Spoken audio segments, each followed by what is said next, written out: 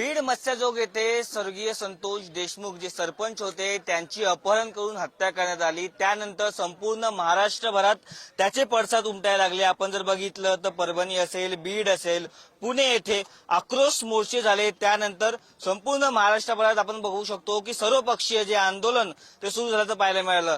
आमदार सुरेश धस असतील, संदीप क्षीरसागर असतील यांनी हा प्रकरण मोठ्या प्रमाणात उचलून धरल्याचं आपल्याला पाहायला मिळालं।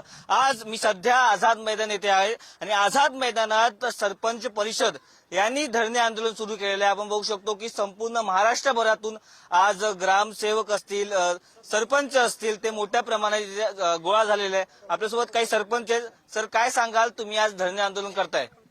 सरपंच परिषदेच्या वतीनं स्वर्गीय संतोष देशमुख यांना न्याय मिळवण्यासाठी, त्यांच्या हक्कासाठी आम्ही या ठिकाणी आलेलो आहोत। महाराष्ट्रात पंचायत राज व्यवस्थेत सगळ्यात निघून अशा प्रकारची हत्या या संतोष देशमुखांची झालेली आहे।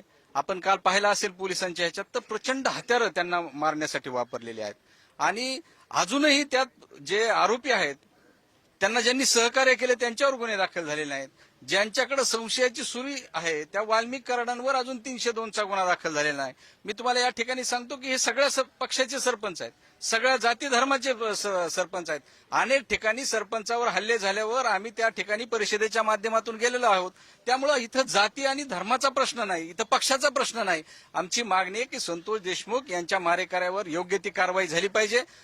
त्यानंतर धनंजय मुंडे यांच्या राजीनाम्याचा प्रश्न येतो। मग आमचं सगळ्या सरपंचांचं म्हणणं आहे की कुणी तुमचा राजीनामा मागूच नये, तुम्ही स्वतःहून तो दिला पाहिजे आणि सांगितलं पाहिजे की भविष्यात मी पुन्हा याच्यापेक्षा चांगलं काम करीन। त्यांनी आदर्श निर्माण करून दिला पाहिजे की जे आरोपी आहेत यांच्या पाठीमागे जर माझ्यामुळे दबाव येणार असेल किंवा अशी लोकांची भावना झालेली असेल तर मी निश्चित प्रकारे राजीनामा देईन। स्वर्गीय आर पाटलांनी ग्रामविकासमध्ये सगळ्यात चांगलं काम केलं। आजही आर पाटलांचं नाव या महाराष्ट्रामध्ये घेतलं जातं। एक साध्या त्यांच्यावर आरोप झाला तर दुसऱ्या दिवशी आराराबांनी बॅग भरली तासगाव गाठलं होतं। विलासराव देशमुख यांच्यावर आरोप झाले, त्यांनी राजीनामा दिला। अशोकराव सर, आपण कुठेतरी बघितलं तर या आंदोलनाला जातीय वळण लागल्याचं पाहायला मिळते। दोन समाजामध्ये तेढ निर्माण केल्याचाही आरोप कुठेतरी होत आहे। कुणी केलंय तेढ? हे जोपर्यंत हे राजीनामा देणार नाही, जोपर्यंत आरोपीवर हे होणार नाही तोपर्यंत हे तेढ निर्माण होणारच आहे। अहो, 18 प्रगट जातीला आम्ही गावात घेऊन बरोबर काम करतो ना। सरपंच हा गावचा कणा आहे। सकाळपासून संध्याकाळपर्यंत सगळ्या वेगवेगळ्या जातीचे धर्माचे लोक येतात। मग जातीचा रंग द्यायचा होता तर संतोष देशमुख का मराठ्याच्या माणसाला वाचवायला गेला होते का? ते पण एका दलिताला वाचवायला गेले होते।